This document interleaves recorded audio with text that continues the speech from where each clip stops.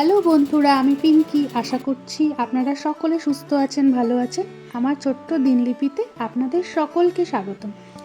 তো সকালবেলা উঠেই স্নানটা কমপ্লিট হয়ে গেছে, কিন্তু দেখছিলাম সকালবেলা উঠেই বেশ খটখটে রোদ্দুর, কিন্তু এখন হঠাৎই দেখলাম কালো মেঘ করে এসেছে এবং ঝমঝমিয়ে বৃষ্টি, কিন্তু বেশিক্ষণ হলো না, জানেন তো।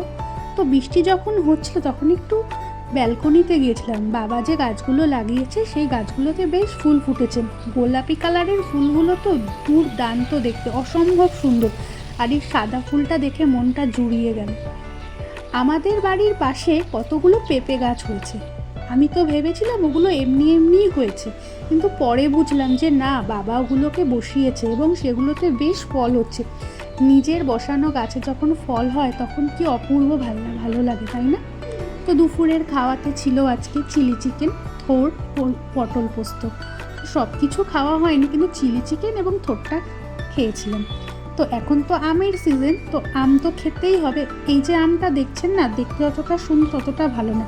এই আমটা আমি খাইনি, অন্য একটা আম আমরা খেয়েছিলাম। তো খাওয়া দাওয়া শেষে দেখলাম আবার আকাশটা কেমন কালো হয়ে এসেছে।